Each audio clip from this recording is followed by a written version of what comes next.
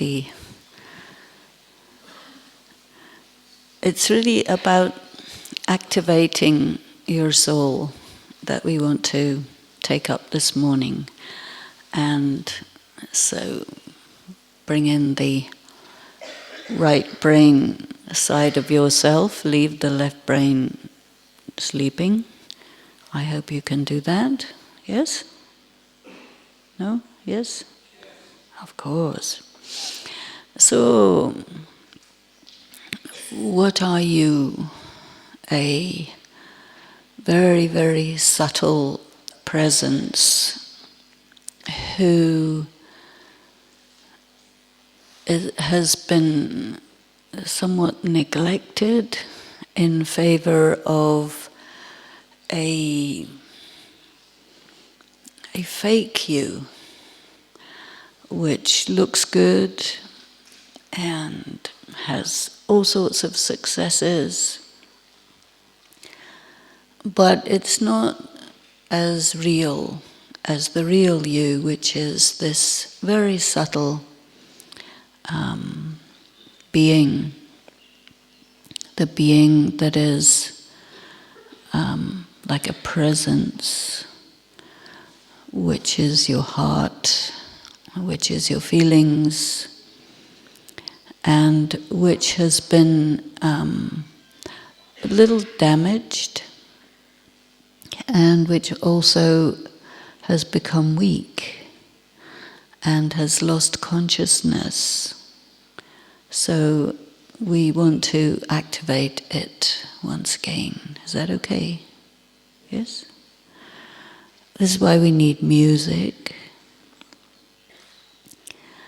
And how we got like that is not because of any reason other than the effect of time, you see, because everything gets old, including the eternal.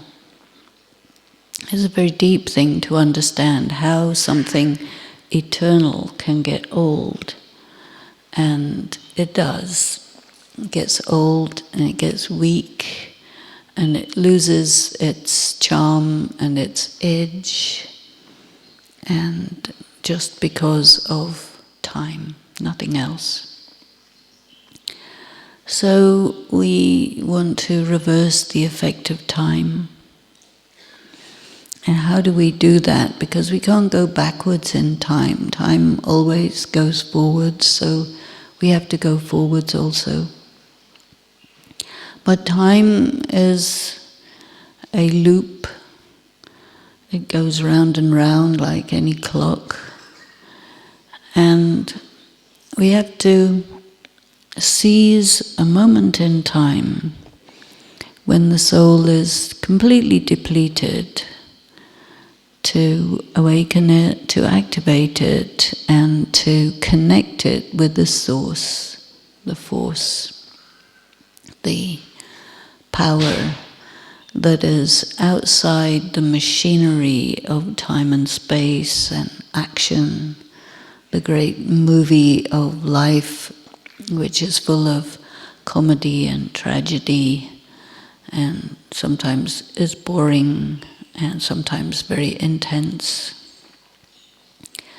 And we are at a very important moment in time, which we call the convergence or the confluence, where the beginning and the end come together and the soul gets reactivated. That activation is meditation. Meditation, there's 1,000 ways to meditate, and really each meditation is unique and different, where the soul makes contact with itself. We are not a he, not a she, not an it. There's no pronoun for a soul, because language is based on the body. So the soul is a light which is dimmed. It is a being that is overshadowed by materialism and loss of awareness, loss of consciousness, and also the effect, the shadow effect of karma done without clear awareness. So we want to awaken the self and make contact in such a way that the energy from the source pours into the self and is retained, because very often it comes in and goes out again. So we need to learn how to conserve the energy and make it circulate within. And this is also a purifying process. So I would like you to imagine yourselves to be just not your body, even not in your body, but a little next to your body. Maybe if you want to be above your body, sometimes you can think of yourself as a flame who is above your head. Can you imagine yourself being a flame above your head? And the flame needs fuel to be bright and to dance. So the flame also has to be sourced, and the source of the energy of that flame, that source is outside this universe. And the only thing that can go there is your mind. And your mind is thoughts, feelings, perception. So as you feel yourself to be a dancing flame, and let your heart be in that flame, pulsating gently like a beat of the music, that your heart is in that flame. And you begin to feel yourself to be androgynous, neither male, neither female, neither child, neither old person, neither weak, neither sick, but a life, just a pure life, beating like a heart in that flame. And just allow yourself to be there.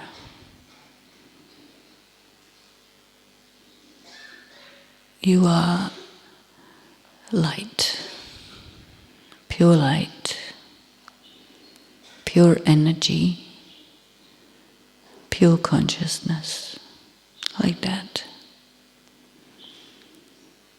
And you look down and you see your body sitting there. Your body is your instrument. You can do what you want through it, with it. Your body is very essential. Without your body, you cannot communicate with other beings.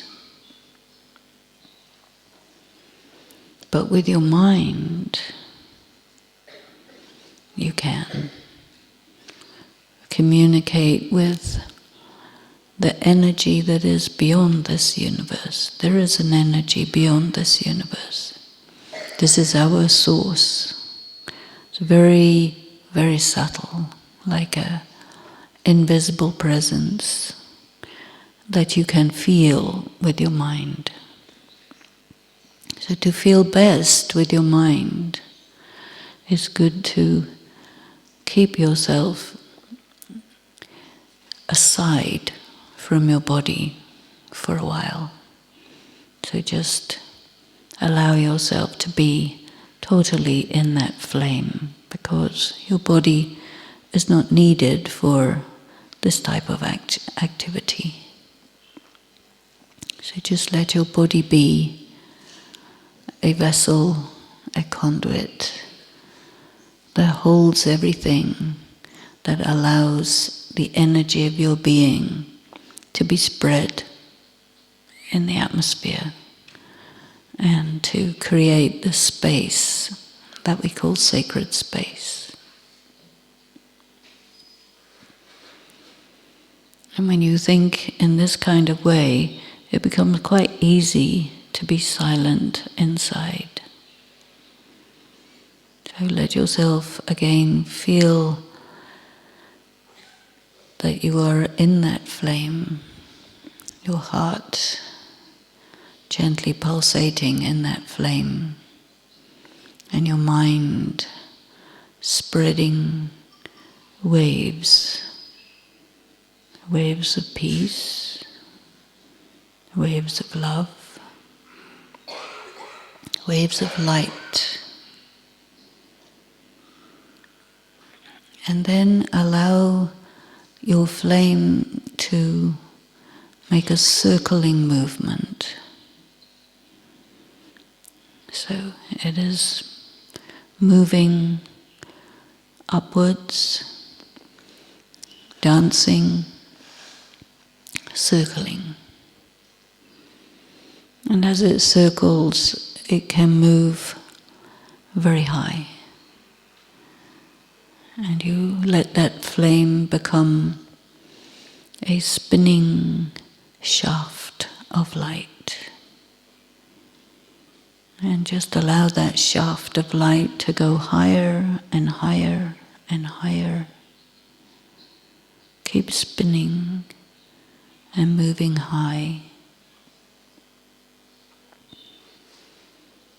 And feel that you are traversing the edge of the known universe. And you go outside space.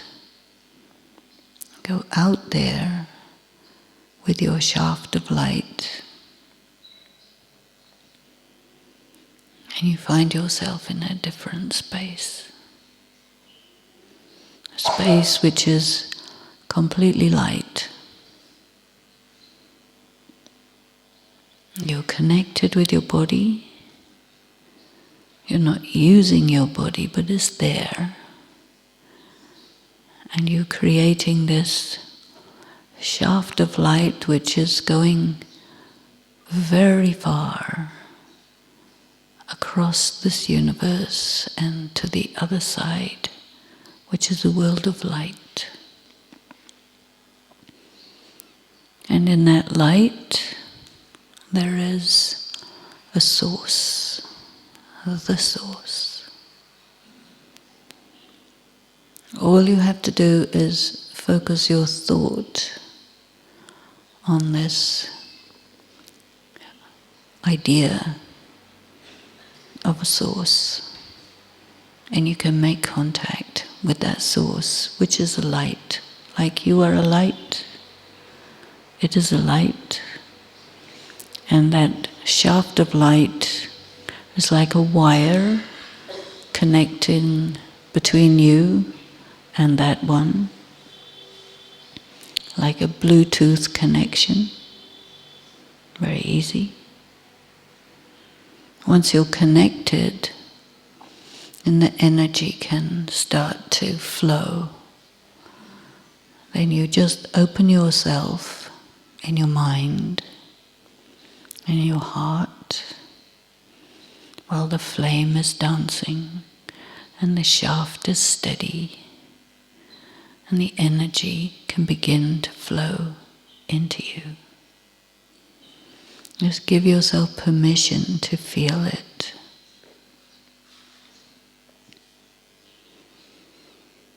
And this energy flows in like liquid light,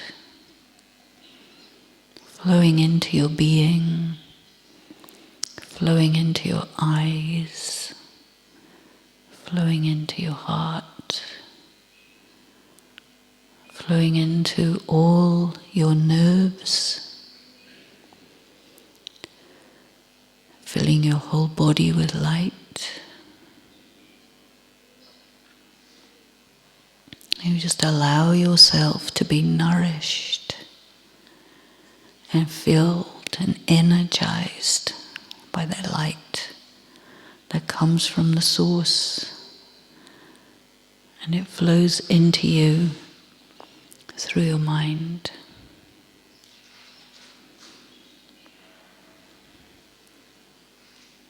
And you become more gentle, more slow, more still. The energy flows like a slow pulsation. And because it's moving, spinning, flowing, you can actually be still with it. You don't get rigid. There's a flowing stillness.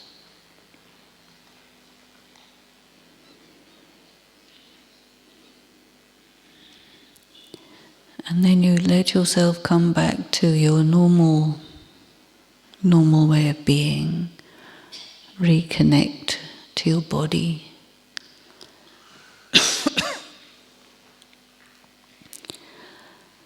And just check within your body if you feel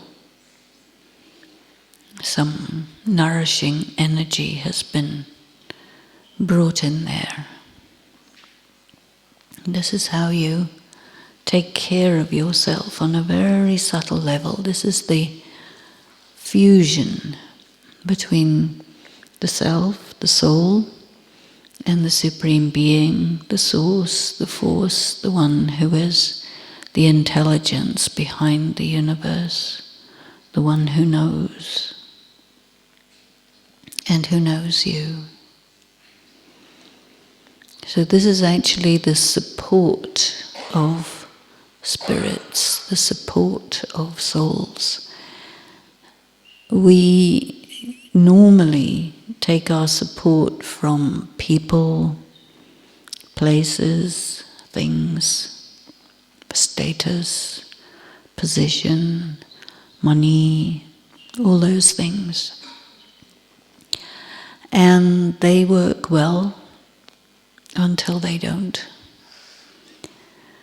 And this is why it is very good to be able to connect with that higher source and to practice to be connected so that all the things that we're used to in the material world, our families, our colleagues, our friends, our hobbies, our instruments, our holidays, our house, our everything that makes up our world, it's all the time coming and going and changing. Sometimes feel good, sometimes don't feel good, sometimes you feel anxious, sometimes you feel bored, sometimes you feel excited, sometimes you feel pressured. All the time there's variations, and all those variations go between these different extremes of good and bad, nice and nasty, success and failure, all these things. So we swing around in all of this. And these things affect us. Sometimes they become an influence that get us to do something that if there wasn't any such influence we wouldn't do.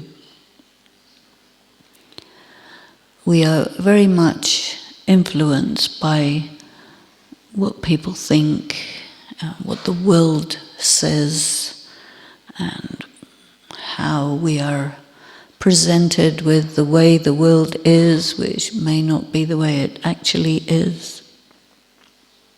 And so we are affected positively, negatively, and we become bound in the world of people, places and things. And then sometimes you get the thought that it would be nice to be free. Do you ever feel it would be nice to be free from all that? And if you become free, then where do you go in that freedom? Where is that freedom? What does it feel like? What does it look like? And I think it's something to do with this art and skill of crafting this shaft of light that connects us with that source, so that we can always experience and absorb into ourselves that light, you see, because it gives us power. And it's not like political power or physical power or financial power. Those are different powers. But it's still a power. And we may call it a spiritual power. And it is this spiritual power that we are a little hungry for. We're hungry for it because for many reasons we have become depleted in that, and we haven't understood how to fill ourselves up back again with that. Maybe sometimes we lost contact with that altogether, and occasionally we may get glimpses of it when you fall in love with someone, or you fall in love with a landscape, or some wonderful experience with music or the arts, or you get a success, and suddenly you get reconnected with that energy, but it doesn't last as long as you would like it to. And so that hunger stays. And I think that hunger is a spiritual hunger, because the soul itself is hungry. The soul has been sort of neglected and somehow starved of the spiritual energy, which is a mix of love and purity and strength and beauty and peace and warmth and wisdom. All these very ephemeral characteristics that belong to the world of the mind and the heart and the intelligence. These are the things of the spirit which nurture the soul and nurture us at a very deep level, and that we say, I want this, and I want to be able to get it for myself, because part of freedom has to do with being independent. So I want to have direct connection, direct access to that source when I want, if I want, for how long I want, in whatever circumstances I want, so that I am the master of my life. I think this is what we want. So for that we need to develop the skill, we need information, we need examples, we need inspiration. And so I think part of the reason why we all come here to Mount Abu is because this is a very special place where that source is easily available. And this is a sacred space. The yogis have been meditating here for thousands of years. They meditate here more than other places, because this is where that source touched the ground. So we come to this sacred space because it has that atmosphere, that vibration that can lift us. So we make this journey here to this mountaintop. It's incognito, it's secret, because all these things are happening on the inside of your heart, of your mind, of your spirit. And each and every one of us feels it individually and most probably differently from each other, you know. Because when you feel and you are in front of great beauty, it's very subjective. So this is not an objective reality, because it's outside of the world of physical things. Our mind is usually absolutely connected with our sense organs. And if you think about it, everything that you experience in the world, the people, the places, the events, all these experiences, we think of them as occurring outside, but actually the place where you experience those things is in your mind. You know, nowadays we have computer gaming and all these type of things where virtual reality is there, and we're used to that. So our minds, our intellects are able to process ideas which 100 years ago or 200 years ago were unimaginable. And now we have it. Why do we have it? Why has technology advanced in this area? I think one very important reason is to make it possible for us to use our minds in ways that they have not been used previously, because we were so limited to the physical, you know. We all have smartphones. We can have conversations with 4 or 5 people at once in 4 or 5 different continents, all at the same time. I don't know if you do that, but I do that. And no problem, because we can transcend these physical, geographical boundaries and time zones and so on.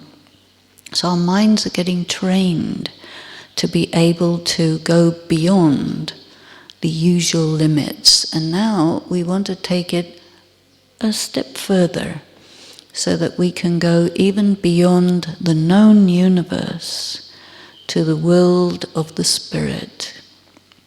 And the reason we want to and need to be able to do that is because the source of the energy that we need lies in that space. It is a space, but it's not a physical space. It's a mental space. Sometimes we can call it the mind space. We are anchored to our bodies, so we don't need to be afraid that I'll fly away and never come back. No, we're anchored, which means we can fly away mentally as far as we want and return instantly. One thing that we also learn is that we have choice, we have options, far more than we thought. For example, some experience occurs. You get some troubling information. Someone denies you your rights. Someone dies that you're very close to and they're gone.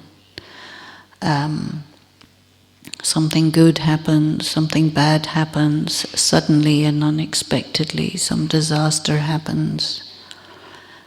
And the way that we experience it, we think we have no choice about it.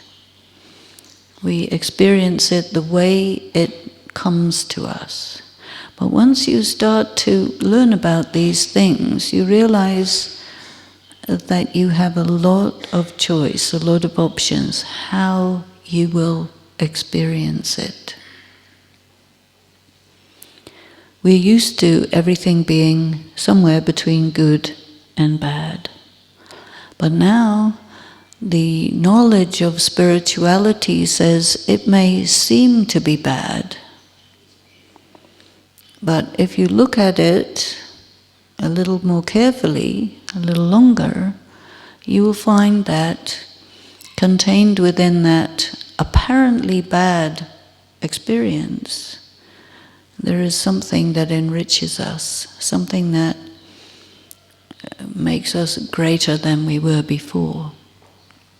Some lesson that we needed to understand that came with it, so that the experience is like a packet which contains a gift, and we have the option to open up the packet and see what is inside and take that. We're not obligated to experience a bad thing as a bad thing. We start to learn that it is an event.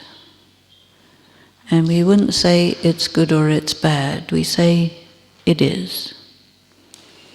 It's a good, interesting practice when something like that happens to us, to say it's not good, it's not bad, it just is.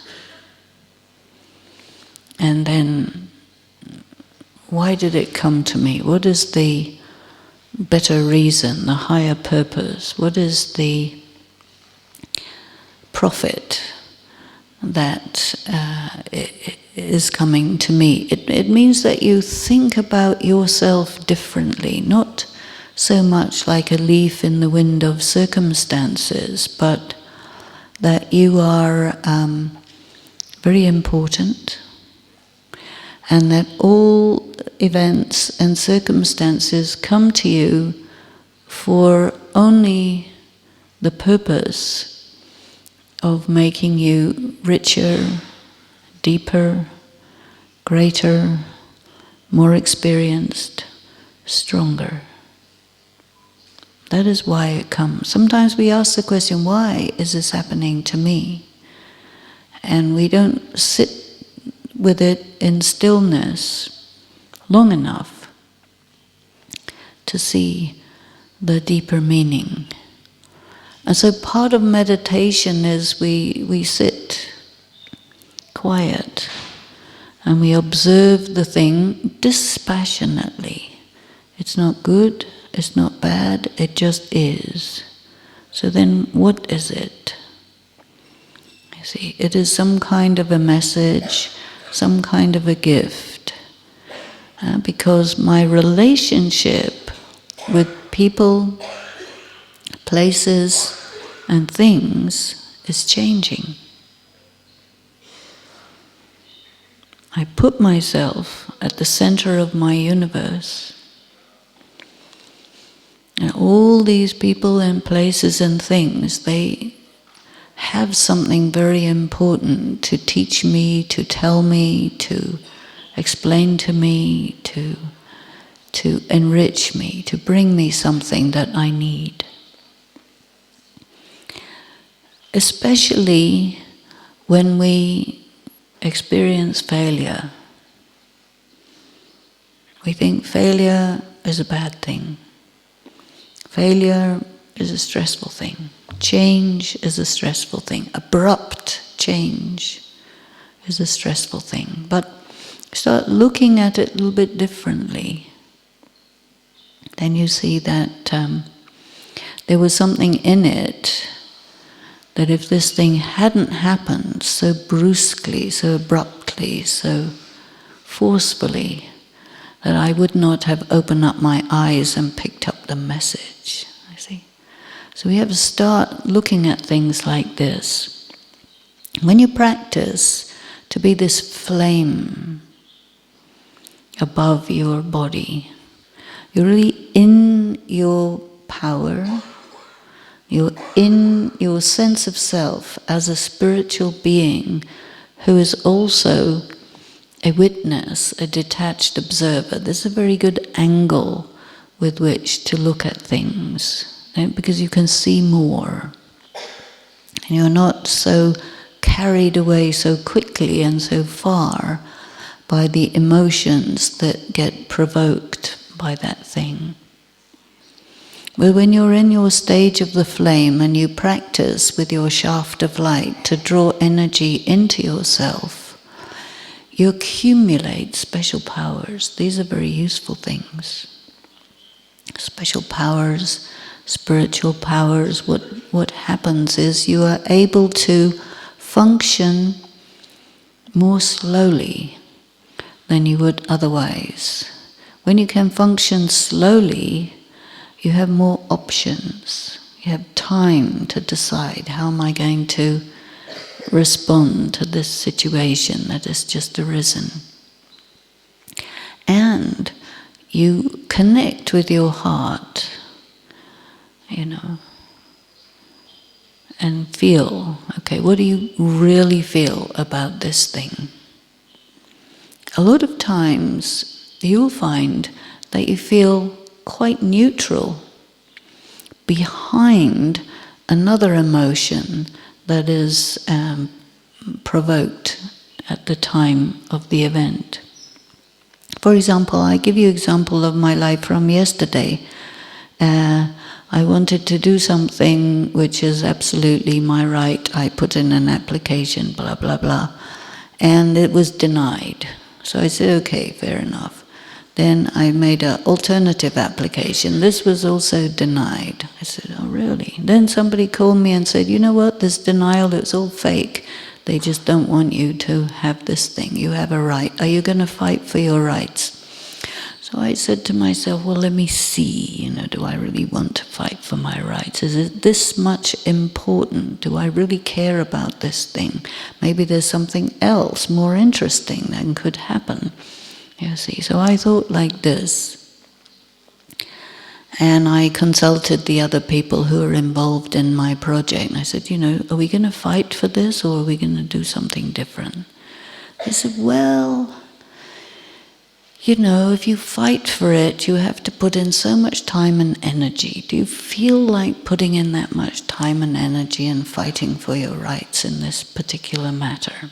Or should we do something different? And while it was a situation that would immediately make us feel that, yeah, you should fight for your rights, you have your rights are being denied, da-da-da, I said, you know what, why don't we just leave it? Maybe something better, something more interesting, something else is there in the destiny. So we just left it. And this is one of the good powers, a kind of power of flexibility. You can say, you go deep and you feel, no, we don't need to fight on this particular thing. It's not that important, it doesn't matter. And then you become quiet. And I think you activate a dimension of intuition, which is connected to what we call your destiny, or the future which is fixed, Because the way we normally think is how everybody thinks. Normal thinking is like everything is random. But when you start to connect with the more spiritual part of yourself, you begin to see like there are patterns.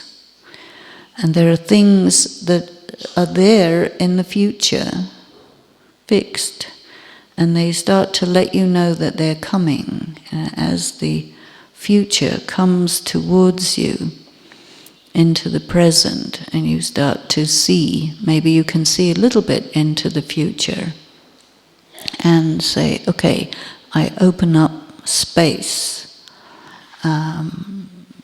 for this future. I'm not wanting to function as a fighting person, fighting circumstances, but rather start to see meaning in them. You start to see a pattern that makes sense. You start to be in your power and a kind of confidence that whatever is going to happen, including my rights being denied, it's like a message that says, you don't have to go there because there's something much better over this way, you know. So then you drop it. This is also a way of conserving your energy, because you just don't know what is next. So we have to be very open.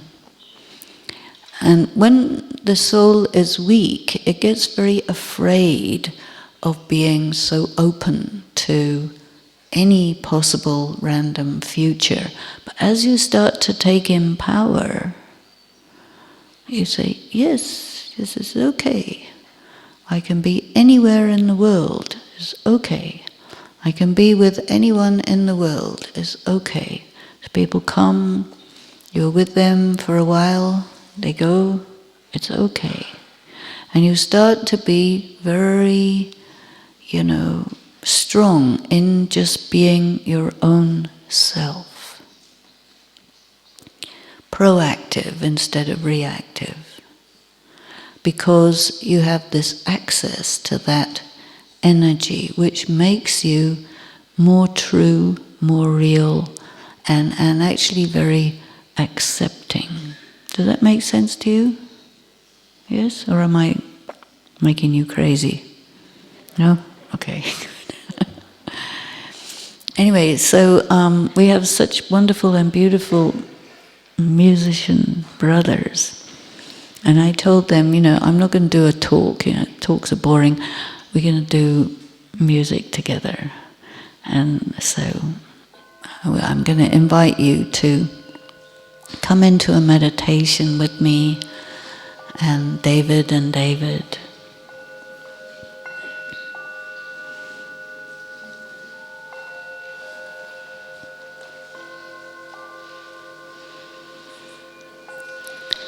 So sit in such a way that you're really balanced and you can just leave your body without thinking about it.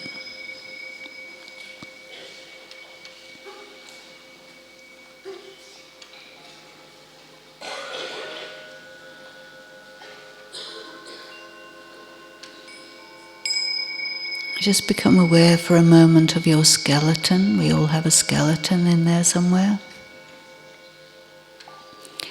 Your bones. And they all look pretty much the same.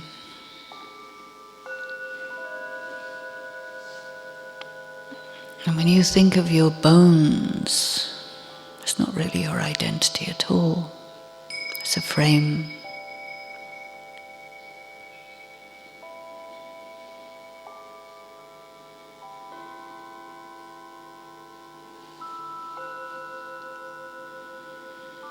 So your body is a wonderful, beautiful instrument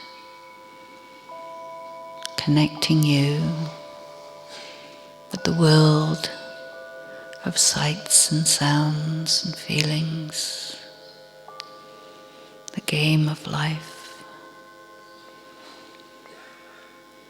the relationships, the places, all the things that make life worth living.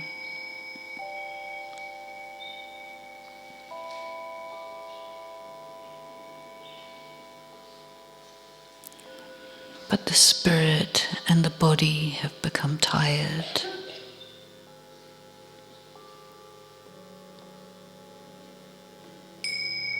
So now, let us become the flame.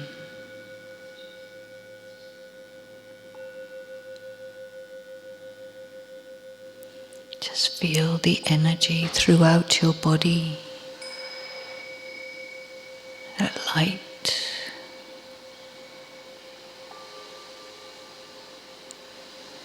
And just bring it into the center of your forehead.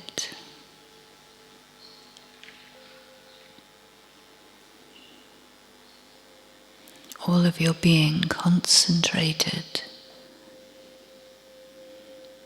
in a point in the middle of the forehead.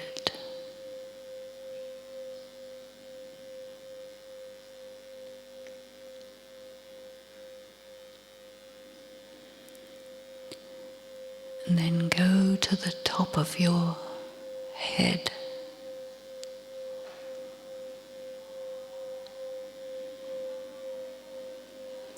And let that light climb out into the atmosphere above you as a flame, a beautiful dancing flame.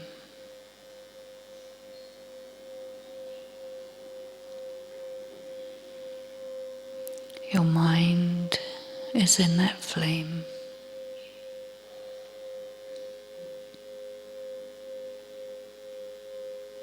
Your heart is there.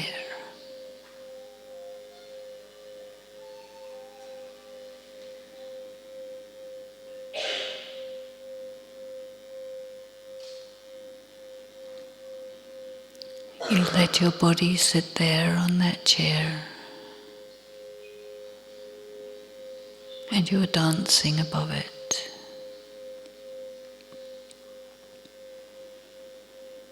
Rhythmically pulsating, and you begin to spin around yourself.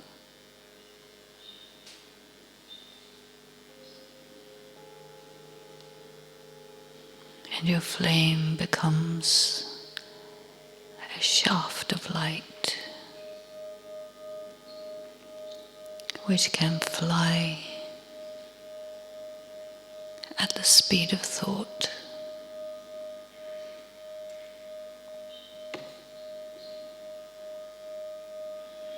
Let yourself pass out into the sky.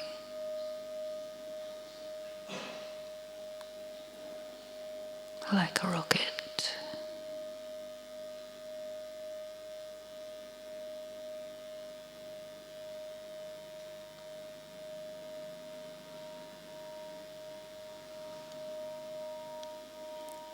Moving through the universe with intense speed.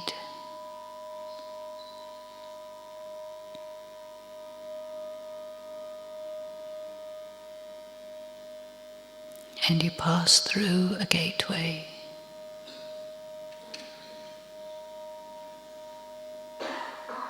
You're in another dimension.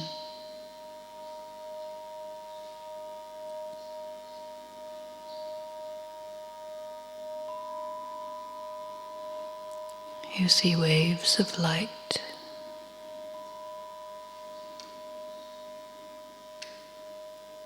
End points of light around you.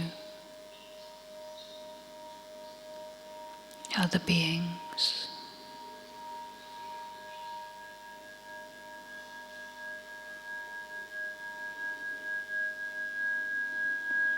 You are outside of time and space.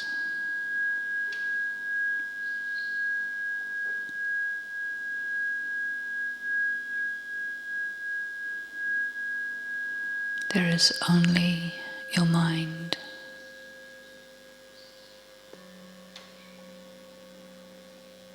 And you feel the stillness,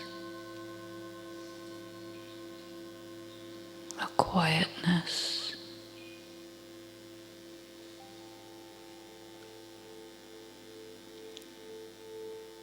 the sweetness of that atmosphere.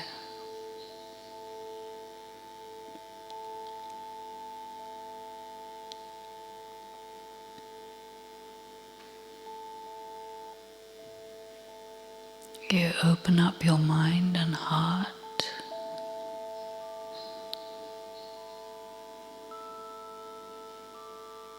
and embrace the whole universe of light.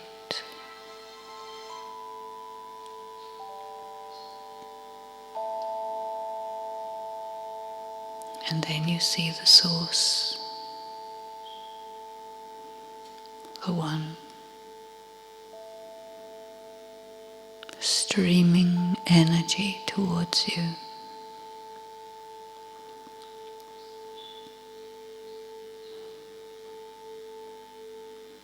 You catch that in your mind, and it fills your heart with beauty.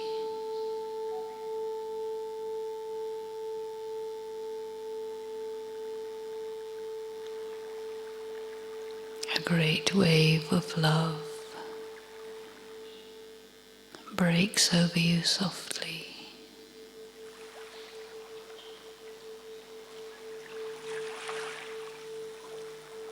Carries you to another state of being.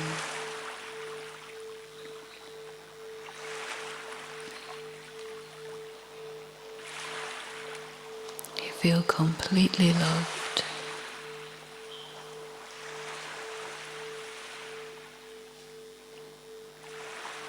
You're open.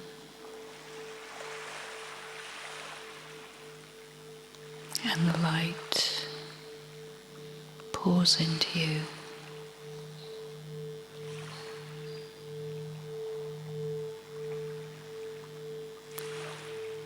Filling every part of your being.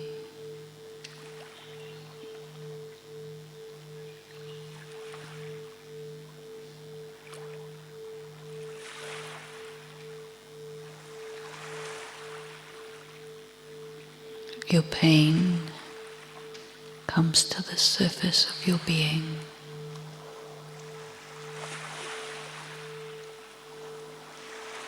You see it.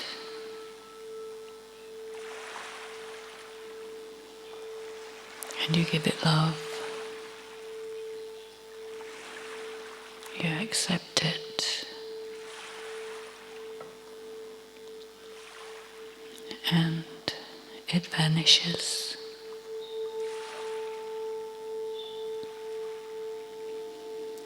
Leaving a faint trail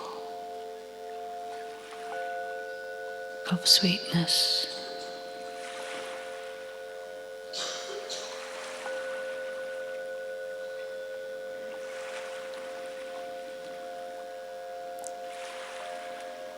And the place where it was becomes filled with light.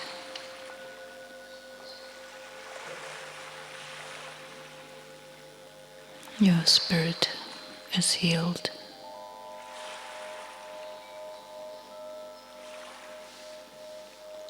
Pain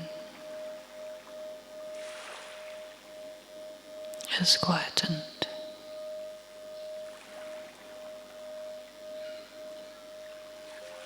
Leaving wisdom and understanding without words.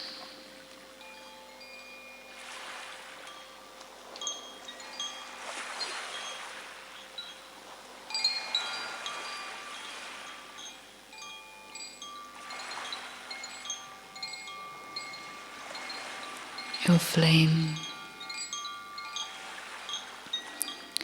spins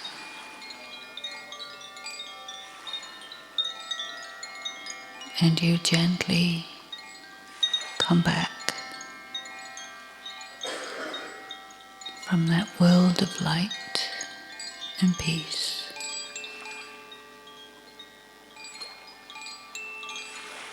Carrying treasures from the One. The One who knows you. The One who heals you. the one who loves you, no matter what.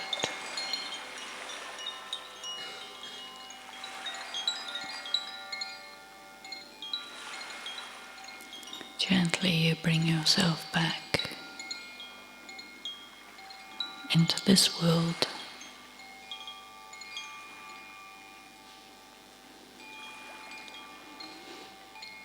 Reconnect with your body.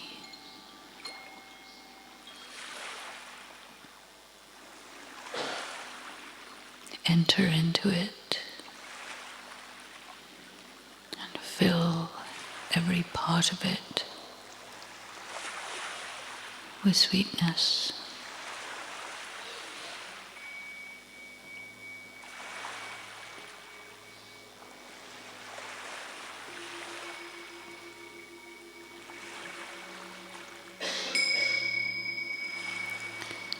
Feel the quietness in your being and in your body.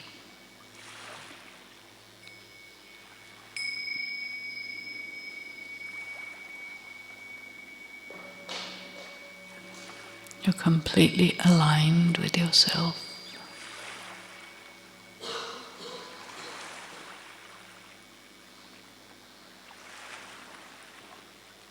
You become ready to play in the big drama of life again.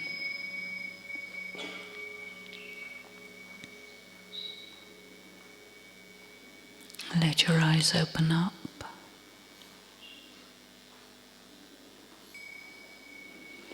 And you're back from your journey to out there. Om Shanti. So did you find that was quite easy, yeah? You just go as far as you can and come back. Very easy, yes? No problem? Nobody got lost? Everybody came back? Sometimes you might think, oh, what about if I don't come back, you know? But you're anchored to your body. And, you know, the music is so beautiful, it carries us so easily, doesn't it? All of this is in the mind. See, because the mind is an organ of sense where you can sense non-physical things. It's a vehicle where you can go to non-physical places. And normally we use it for here, down here as it were, but there's nothing to say we can't use it for other things. So in spiritual practice we extend and expand what's possible. And we find that, yeah, anything is possible. But very important to remember that we are anchored and grounded here. And from here we can go anywhere. We can choose what we're going to do with what we perceive. Otherwise, what happens to us immediately translates into different emotions that we say, this is good, this is bad. You must practice to exercise your right to choose. We have rights. We don't always exercise them. You know, sometimes we say, oh, this person made me upset.